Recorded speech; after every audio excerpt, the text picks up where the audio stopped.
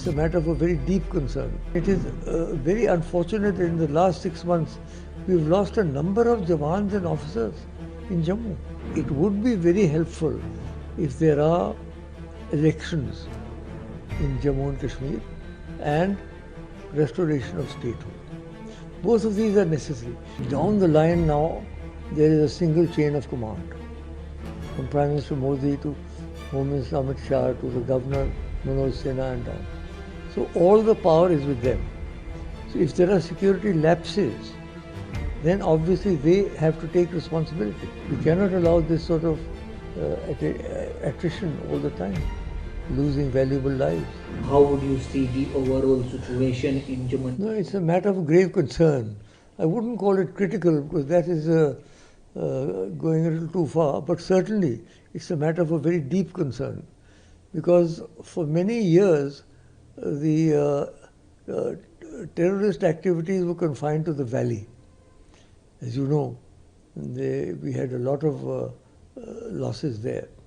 That has been tightened now. So now it's very clear that they have turned their attention towards Jammu.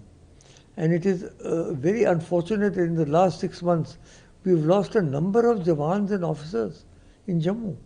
Poonch Rajouri and Doda and in Hiranagar. So we have to now reorient our strategy to meet this threat.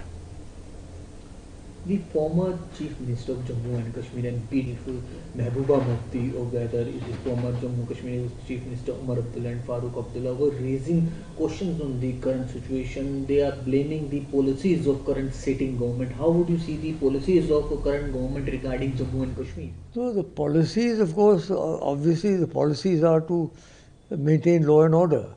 We wouldn't have a policy which would welcome terrorists. I mean, the policies are always the same, whatever government comes into power. But I think that they're referring to 370 and that, you see, when 370 was finally abolished or run down, whatever, it was said that, ये अब 370 चला गया, अब कोई आतंकवाद नहीं होगा. This was said at that time. That has not turned out to be true. So, leaving aside the debate about 370, that's done and dusted. There's no point going over that now. But the fact of the matter is that it would be very helpful if there are elections in Jammu and Kashmir and restoration of statehood. Both of these are necessary. You see, the governor is doing a good job. He's working very hard. He and his whole bureaucracy are working. But the fact is that without a government in position, what do the people do? They can't go to the bureaucrats in their houses and talk to them. किससे मिले वो?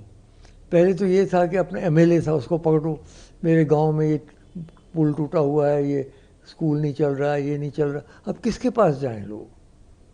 कोई है नहीं जिसके पास जाएं. इसलिए what is required therefore is a re-establishment of an elected government, free and fair elections, and the restoration of statehood. After all this is done, then only can we say that normalcy has been restored. Meanwhile, fighting the terrorists on the ground, of course, is the responsibility of the government now, because they have all the power they need. They can't blame any chief minister, they can't blame any minister. It's all the power is with them, so they have to do what is necessary. So the Congress senior leader, who is the current LOP in lower house of Parliament, also raises the question about the Jammu and Kashmir current situation. He says it's a serious matter of concern. Time and time again and again there are security lapses. Our security agencies are getting failure about this terrorist attacks. He also raised about the policies of Indian Prime Minister Narendra Modi. He says we are with the families of our soldiers, but this is the time to take action.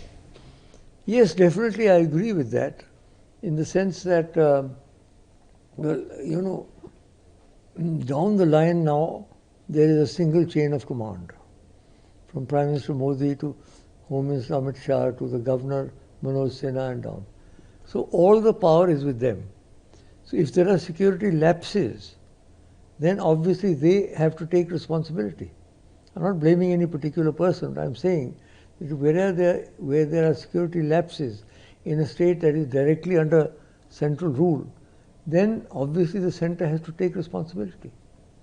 So I think that, I'm not sure, I didn't hear what Rahul said, but what he was saying obviously was that we have to step up our security apparatus, and we cannot allow this sort of attrition all the time, losing valuable lives.